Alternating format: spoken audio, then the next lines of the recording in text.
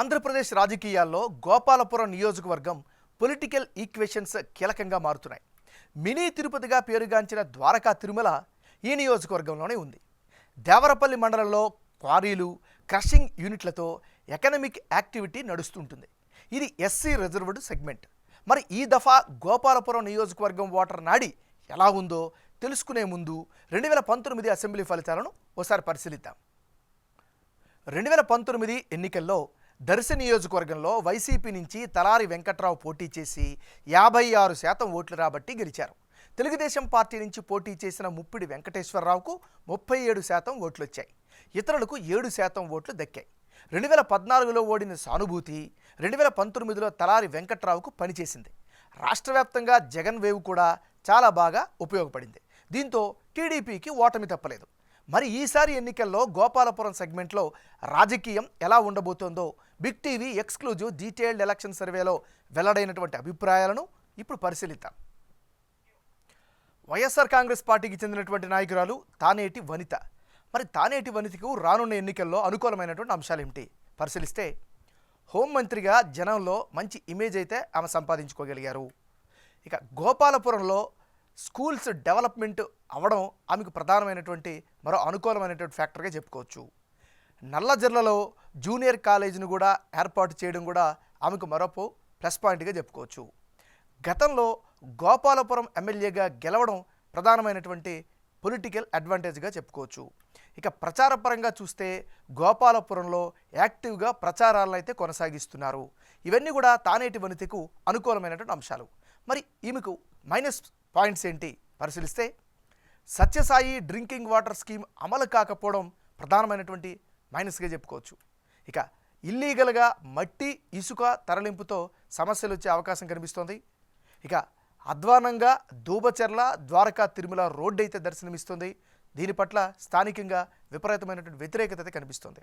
ఇక అన్ని మండలాల్లో బీటీ రోడ్లు పూర్తి స్థాయి అధ్వానంగా మారయ్యాయి. రేపొద్దునేవి ప్రశ్నలు లేవనెత్తే అవకాశం కనిపిస్తుంది. ఇక సిట్టింగ్ ఎమ్మెల్యే తలారి అనుచరులు ఎంతవరకు సహకరిస్తారు అనేటటువంటి అనుమానం కూడా ఈమె పట్ల వ్యక్తమవుతుంది. ఇది ఈమెకు సంబంధించినటువంటి ప్లస్లు మైనస్లు. తెలుగుదేశం పార్టీకి చెందినటువంటి నాయకుడు మద్దిపాటి వెంకటరాజు.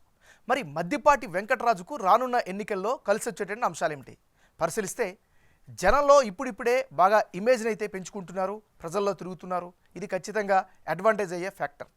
ఇక నియోజకవర్గంలో యాక్టివ్గా ఉంటున్నారు, అందరికీ అందుబాటులో ఉంటున్నారు అనే ఒక అభిప్రాయం కూడా ఈయన పట్ల కనిపిస్తుంది. ముఖ్యంగా తెలుగుదేశం పార్టీ కార్యక్రమాలను చేస్తున్నారు. పార్టీ చేసినటువంటి పిలిపించిన ప్రతి కార్యక్రమాన్ని ప్రతిష్టాత్మకంగా నిర్వహిస్తున్నారు. ఇది పార్టీ పరంగా కలిసి వచ్చేటువంటి అంశం. ఇక టీడీపీ జనసేన పొత్తు అదనపు ప్లస్ పాయింట్గా చెప్పుకోవచ్చు. ఇది మద్దిపాటి వెంకటరాజుకు ఉండేటటువంటి అనుకూలమైనటువంటి అంశాలు. మరి మద్దిపాటి వెంకటరాజుకు ఉండేటటువంటి మైనస్ పాయింట్స్ ఏంటి పరిశీలిస్తే, మాజీ ఎమ్మెల్యే ముప్పిడి వెంకటేశ్వరరావు నుంచి సపోర్ట్ అయితే కనిపించడం లేదు. ఇది ప్రధానమైనటువంటి మైనస్గా చెప్పుకోవచ్చు. ఇక ప్రత్యర్థ పార్టీ అభ్యర్థితో పోలిస్తే అంత బలంగా లేరు అనేటటువంటి అభిప్రాయం కూడా నియోజకవర్గంలో వినిపిస్తోంది. ఇది ఈయనకి సంబంధించినటువంటి ప్లస్లు మైనస్లు.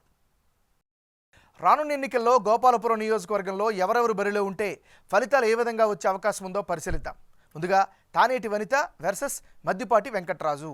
అంటే ఇప్పటికిప్పుడు ఎన్నికలు జరిగితే గోపాలపురంలో టఫ్ ఫైట్ అయితే కనిపిస్తోంది.